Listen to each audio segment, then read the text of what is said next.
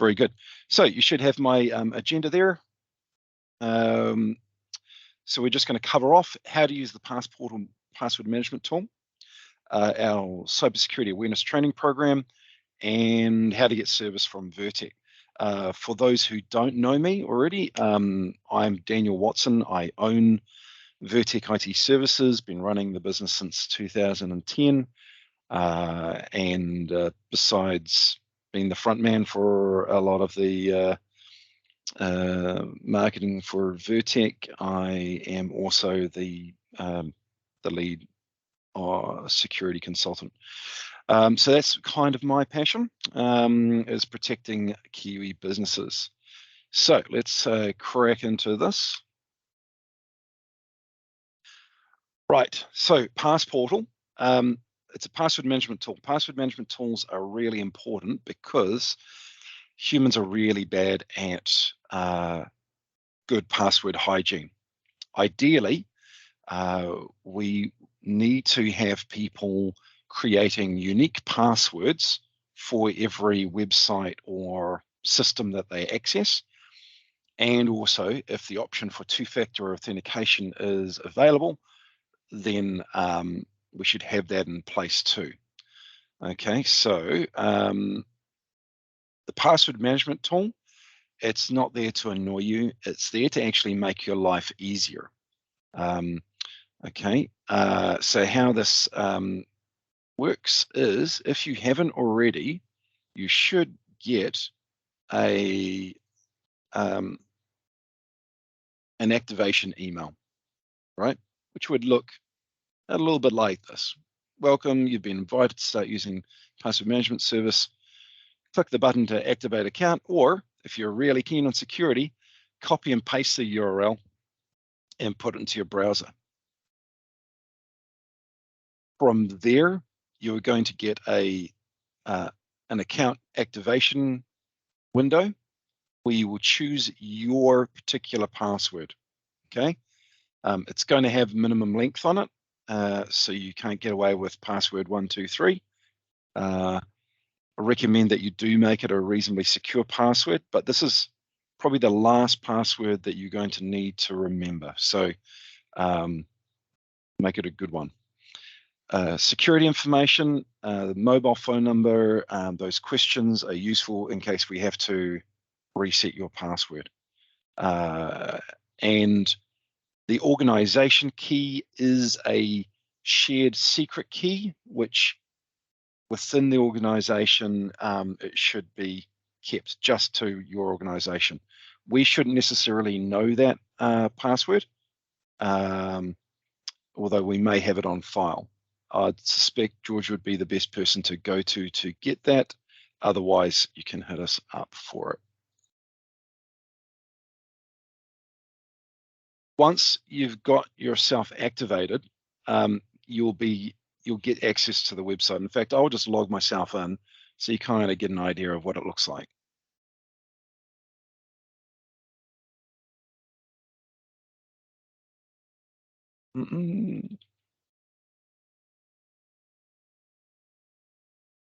Now, I don't often spend much time inside this password here. This has got two functions for us. It's got a company vault, and it's also got my private vault. Okay, so within the company, we share a lot of information for ourselves, but within your environment, it will look a bit simpler because we use this for all of our clients and also ourselves internally. The key thing is that within your vault, you will have all of your passwords will be stored in here, and you can access these passwords directly from here and save new ones and launch the URL. You can view, edit, add it to your favorites, copy the username and paste it if you like. However, I would move you on to using the optional browser plugin. The reason being, let me just admit that person. The reason being is because it's just so much more convenient to be able to go to a website, I'm trying to think of a good one, like a ID agent. This is one of the tools, the security tools that we use. I can click on the login. This is going to tell me that it's got a password saved for this and that it will fill it out for me. It will log in as me. Thank you very much. Boom. And because we've already, like, the tool allows us to save those two-factor authentication passwords, I can copy that password from here without having to necessarily go grab it from a separate authentication tool. And I can log directly into our website from here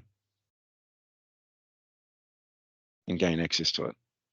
So it speeds up. I don't have to type anything. It was just 3 clicks.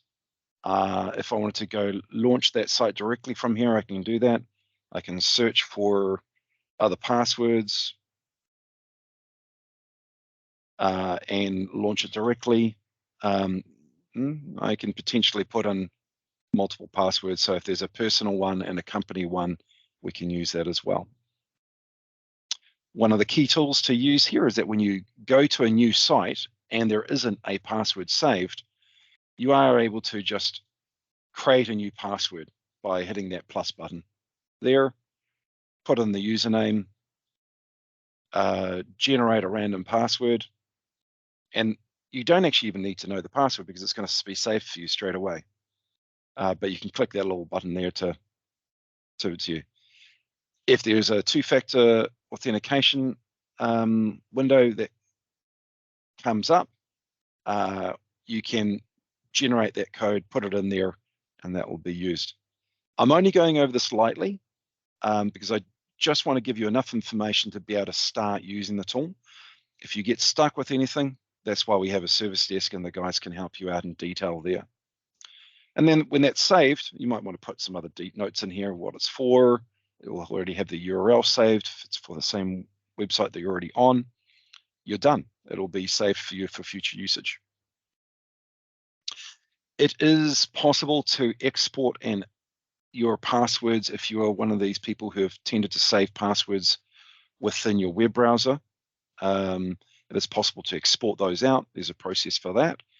And I will post some of the links for this, what's the word, the documentation for that within this chat later on. In fact, I'll just do that right now. Boom, boom, boom. Is there anything more on that main menu?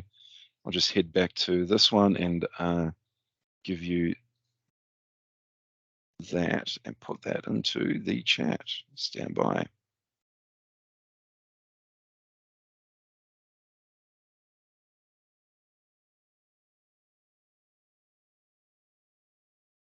Okay, personal versus company vault. Okay, the key difference there is there may be folders set up within the company for shared website resources. For example, if you're in marketing, there may be only one account for accessing the marketing email portal or the online accounting system. It might be shared amongst multiple people. Those resources are public. So if you save a credential into the company vault, then it's going to be visible by anybody within that security group. So don't save your personal stuff inside the company vault, like your bank logins. That would be a mistake, unless you're just really free with your money. Your personal stuff is personal and it can't be seen by anybody else. So you don't have to worry about anybody else being able to see into your password vault.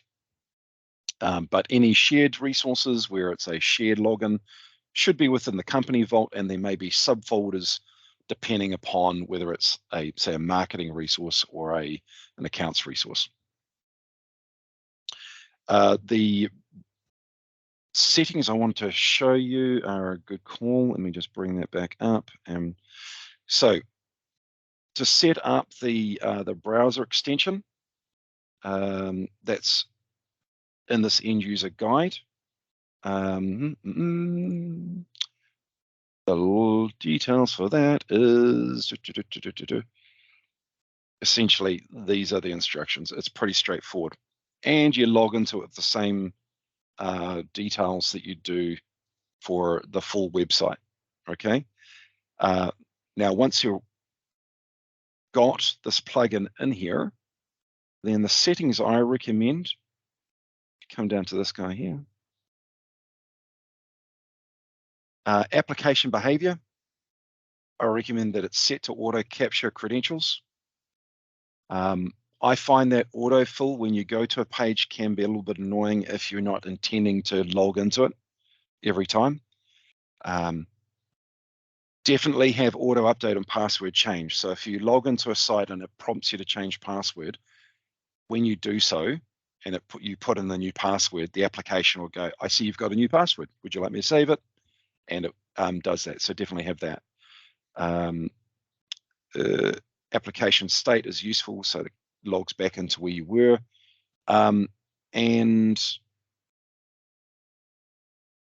timeout. I recommend 7 days as a good medium. You may want to take it to 30 days.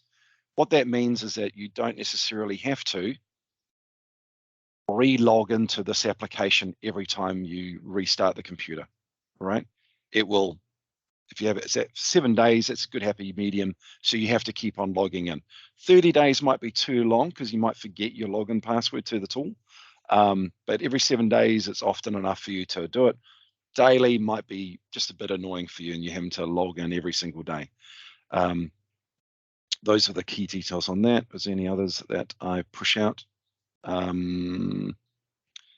Match root domain is useful too, because things like Google and Microsoft have lots of different websites. There's usually just one login for that.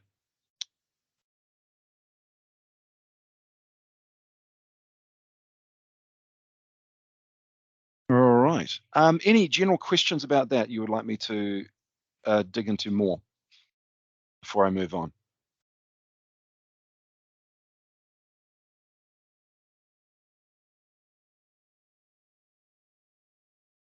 No? Okay, if you're still typing away, that's fine.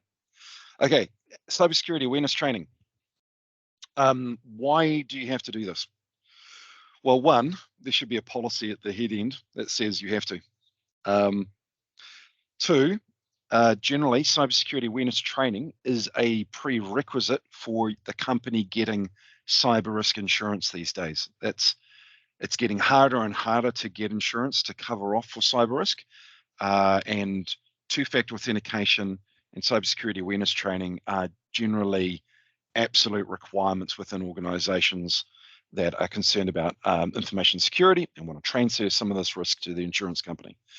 So from a governance perspective, this cybersecurity awareness training is reported on back to your company, right? So they can see who is doing the training and who is susceptible to being phished.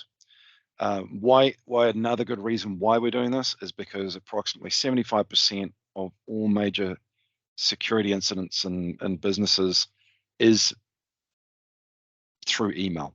Email was the vector by which the company got attacked. Okay, so that covers off the why. It's most likely reason why you're going to get attacked, and ongoing security awareness training is a very powerful and inexpensive way for the company to de-risk themselves. In the background, you can see an example email that you'll get from us, from Sophos. It will say you've been enrolled in security awareness training. This will come through once a month. It will be on one of dozens of topics that we've got. It does not take long. Typically, I knock it out in less than 3 minutes. It may be a scenario type set of questions, scenario and explanations. It could be a little video, and they typically have like a 1 to 3 question quiz at the end of it. Very simple. It's not highly detailed or very technical. The idea is to get people to understand that there is quite a few different ways that they might come under a attack, and the kind of things they need to be aware of. Because as long as you're aware of how your information security might be subverted, you're much less likely to become a victim. And this will serve you well at your working life and in your home life, right? Because essentially, whilst we put on a lot of security technically to prevent this stuff ever landing at your desk, it will get through eventually, all right? And we have to be resilient enough in our technology processes and our people as well to prevent yourselves getting smashed. So when you get this kind of thing, just click through, get it done. It won't take very long, and you'll learn a thing or two. They're not very boring. They try to make them quite amusing. The other side of that is that we will be sending through on a monthly basis, somewhat randomized, simulated phishing attacks. So a fake scam, okay?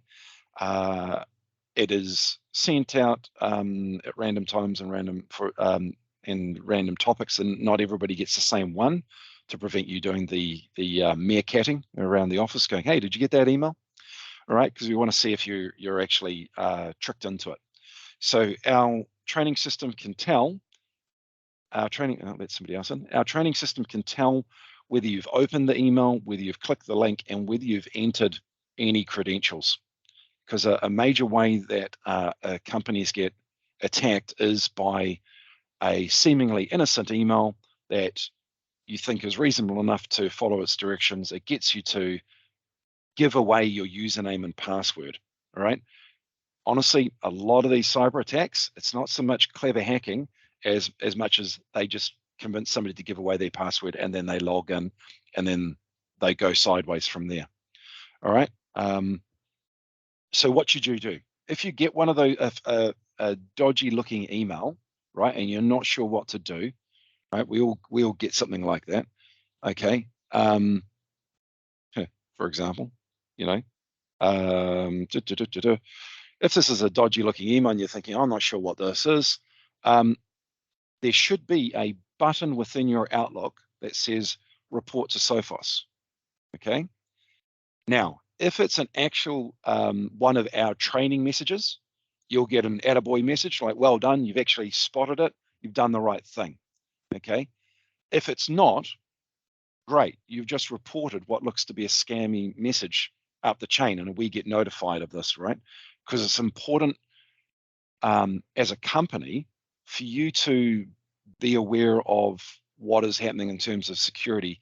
And if you spot something, say something, right? Just like health and safety, same idea. If there's something dodgy that you see, report it. This is just a very easy way to do it.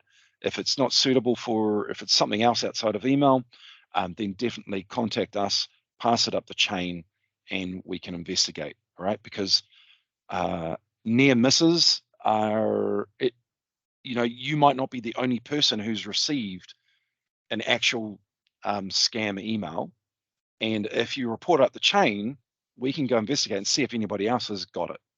And then we can let everybody else know, or we can mass delete it out of the mailboxes, right? Because we don't want somebody to just sweep it under the table and go, oh, I shouldn't have clicked that.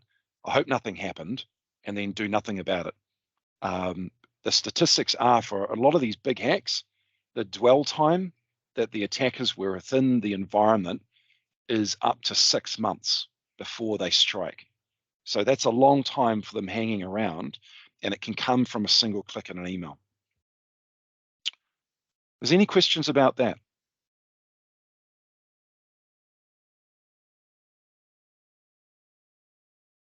No? Okay. I'll move on then. Okay. So the last thing is how do you guys get hold of us, right? If you need help, well, there's one really useful tool, okay? down, actually, which screen should I share? I might just crack that. Go to the desktop. Okay, let me just share out my main screen, and so you can see what I mean. So what we've done is Vertech has a little IT support tool. Just move that out of the way. That we've pushed out to everybody's laptops and desktops. Sits down there. It's a little green IT button. Okay, if you click that, you are able to make a little new support request.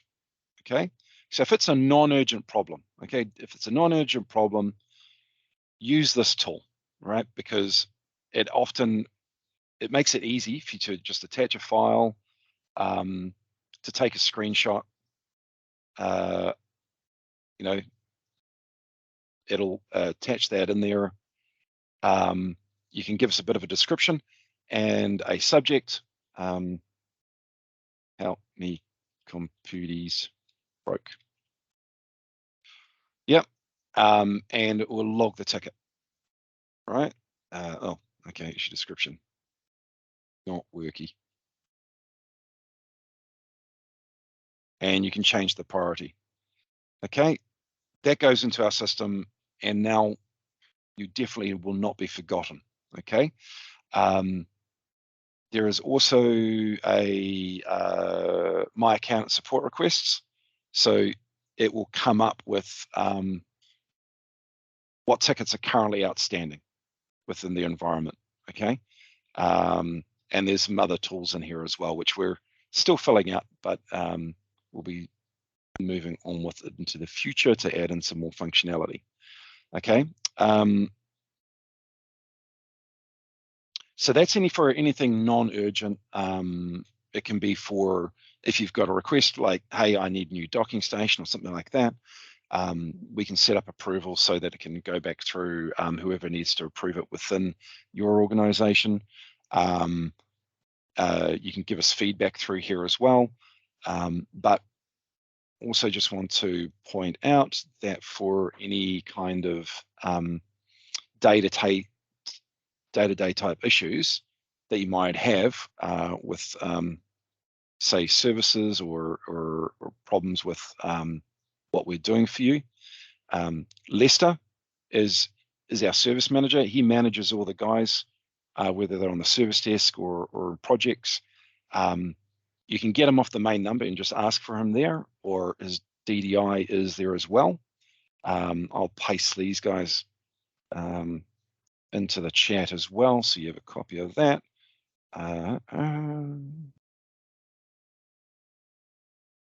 But our primary number, yep, is 0508 837 832, which stands for Vertech. If you're overseas and you need to call a DDI or a direct number, it is 09281 4034. If it's urgent, please do call, because typically we can start fixing it straight away. Our phone number gets answered 24/7.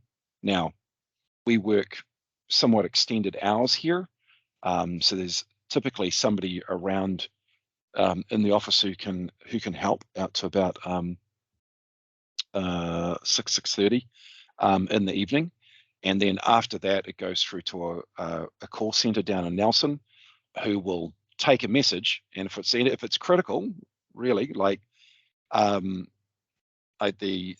internet connection is down at the main office, or it's on fire or something like that, or you've got a security concern, you think you might have clicked on something, absolutely call the main number.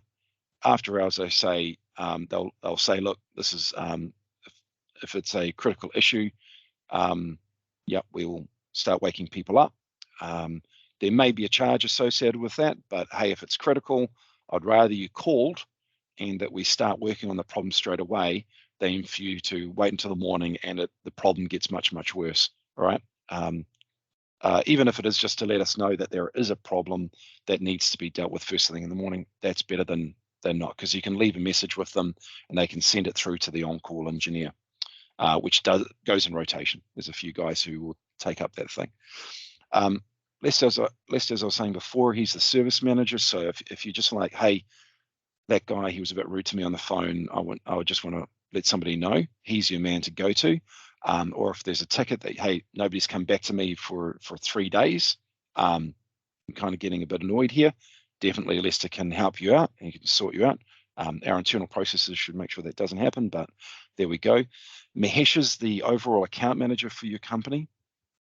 So if it is like you need to replace 1, 2, 3 computers or whatever like that, or you're starting a new branch, or you've got some concerns about the billing, then he would be the guy to go to because he's across all that and can help provide quotes, etc. Or if you just can't get hold of Lester, then go to Mahesh. Ultimately, there is myself as well, but I'm a bit airy-fairy and all over the place, so I wouldn't go to me directly. In fact, I wouldn't go to me directly. There's better technical guys within the business than myself. Whilst I used to be a tech, my skills are rapidly aging out, although I am still quite good at the old troubleshooting issues from time to time. So that's it from me. At this point, if you have any questions that you want to fire past me, I'm here for you. But otherwise, that's us.